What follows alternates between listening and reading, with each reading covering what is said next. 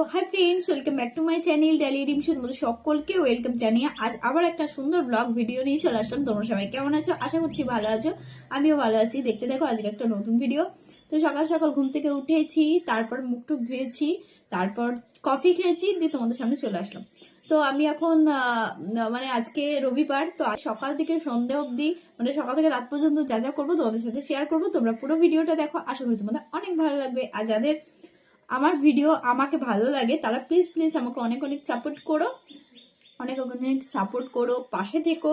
তো চলো আজকের ভিডিওটা তোমাদের সাথে শেয়ার করবো, সকাল থেকে রাত পর্যন্ত যা যা করবো। তো আজকের ভিডিওটা তোমরা সকাল থেকে দেখতে থাকো, আর সকলকে জানাই গুড মর্নিং। তো চলো, তারপর একটা কথা বলতে চলে আসলাম তোমাদেরকে। আচ্ছা, তোমরা যারা আমার ভিডিও দেখো তাদেরকে কথাটা বলবো, যারা আমার ভিডিও দেখো অনেকদিন ধরে আমার ভিডিও দেখছো কিন্তু চ্যানেলটাকে এখনো সাবস্ক্রাইব করোনি বা ভিডিওতে লাইকও দাও না, তো তাদেরকে বলছি তারা প্লিজ একটা করে লাইক আর চ্যানেলটাকে প্লিজ সাবস্ক্রাইব করে আমার পাশে থেকো। কারণ তোমাদের ওই একটা লাইক দিতে আর সাবস্ক্রাইব করতে কোনো টাকা পয়সা লাগে না, শুধুমাত্র একটা লাইক দিলে, ভিডিওটার মধ্যে যদি একটা লাইক দাও তোমাদের কোনো টাকা পয়সাও লাগবে না। আর আমাদের ওই লাইকটা পেলে আমাদের যে কতটা আনন্দ হয় সেটা তোমরা জানোই না। তাহলে বলবো যারা ভিডিওটা দেখছো প্লিজ একটা লাইক দিয়ে যাও, আর চ্যানেলটাকে যারা এখনো সাবস্ক্রাইব করোনি প্লিজ প্লিজ সাবস্ক্রাইব করে দাও। তো তোমাদের সাথে আর আমি কি কোনো খারাপ ভিডিও করি? তোমাদের ভালো লাগার মতন তো ভিডিও করি। এবার তোমরা যদি কমেন্ট করো যেমন ভিডিও দেখতে চাও, আমি সেরকম ভিডিও তোমাদের সাথে শেয়ার করবো। তো প্লিজ পাশে থাকো সবাই, ভিডিওগুলো প্রত্যেকদিন দেখো আর চ্যানেলটাকে সাবস্ক্রাইব করো। আর ভিডিওগুলো প্রত্যেকদিন দেখো আমার চ্যানেল, মানে তোমাদের মনের মতন ভিডিও দেওয়ার চেষ্টা করবো। তোমরা প্লিজ চ্যানেলটা সাবস্ক্রাইব করে কমেন্টের মাধ্যমে জানিও তোমরা কেমন ভিডিও দেখতে চাও। তো চলো আজকের ভিডিও সারাদিন সকাল থেকে যা যা করবো তোমাদের সাথে শেয়ার করবো। আমি ঘুম থেকেই কিছুক্ষণ আগে উঠেছি, তারপর মুখ টুক ধুয়ে তোমাদের সামনে চলে এসেছি। তো চলো আজকে সারাদিনটা যা যা করবো তোমাদের সাথে সেটাই শেয়ার করবো। তো পুরো ভিডিওটা দেখতে থাকো, আর ভিডিওটা ভালো লাগলে কিন্তু একটা লাইক দিয়ে যেও, আর কমেন্ট করে জানিয়ে তোমাদের কেমন ভিডিও ভালো লাগে। তোমরা যেমন বলবে সেরকম ভিডিও দেওয়ার চেষ্টা করবো। চলো, তো ফ্রেন্ডস চলে আসলাম আমাদের পিছনে যে বাগানে কলা হয়েছে, এটা কিন্তু আমাদেরই গাছ। তো এখানে পুরো যে জায়গাটা আছে সেটা সব কাকা জেঠু আমাদের সবার ভাগ আছে।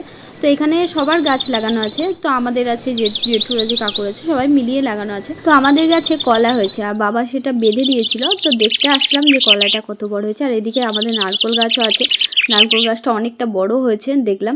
ওই দেখো ওই দিকেরটা হচ্ছে আমাদের নারকেল গাছ, কলা গাছের পাশেরটা। তো এদিকে দেখো কুল গাছটাও কিন্তু আমাদের, কুল গাছে অনেক কুল হয়েছে, কিন্তু একটু পারি না কারণ ওইদিকে কাকা না জাল দিয়ে পুরো জায়গাটা ঘিরেছে, কাকা যেখানে গাছ লাগানো আছে, তো কুল একটাও পারা যায় না। তো এদিকে আবার মানে কুলগুলো পুরো নষ্টই হচ্ছে, একটাও কেউ পারেও না, খেতেও পায় না। তো আমাদের বাড়িতে চলে আসলাম, আর এটা হচ্ছে আমাদের বাড়িতেও আবার অনেক রকমের গাছ আমার বাবা লাগায়। তো এদিকে কমলা লেবুগুলো এত টক, মানে একটাও আজ পর্যন্ত খেতে পারি না। প্রথম যখন গাছে কমলা লেবু হয়েছিল খেয়েছিলাম বা সবাইকে দিয়েওছিলাম, কেউ খেতে পারেনি। তো সব টক, মানে মানে দেখতে সুন্দর লাগে কিন্তু খাওয়া যায় না, বেকার গাছটা। তো যাই হোক, দেখতে সুন্দর লাগার জন্য গাছটা কাটি না। আর এদিকে শিম, পুরো গাছ ভর্তি শিম আছে। আমাদের বাড়িতে অনেক রকমই গাছ মোটামুটি আছে, তো সব রকম গাছের কিন্তু দেখাশোনাটা বাবাই করে। তো এদিকে হচ্ছে ফুলগুলো দেখো কত সুন্দর হয়েছে। আর এদিকে বাবা সকালবেলায় লেবু গাছে ফুল এসেছে, পাতি লেবু গাছে, তো ওখানে ওই পেঁয়াজের রস দিচ্ছিল, মানে পেঁয়াজের খোসা যে ভিজিয়ে কি করে আমি অত জানি না, তো ওগুলো দিচ্ছিল। আর ওইদিকে আমাদের মৌসুমি গাছটাতেও অনেকটাই মানে লেবুর ফুল এসেছে, ওটাও খুব টক। তো এদিকে পেঁপে গাছেও মানে পেঁপে হচ্ছে অনেক।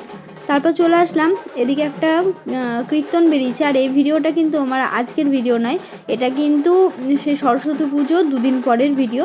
তো লাইট আছে দেখছো তোমরা, লাইটিং আছে, এখন তো কিচ্ছু নেই, সব খুলে গেছে। আর তখন ছিল তো একটা কীর্তন বেরিয়েছিল গোসাই বাড়ি থেকে, তো সেটাই তোমাদের সাথে শেয়ার করছি, পুরো ভিডিওটা তোমরা দেখো।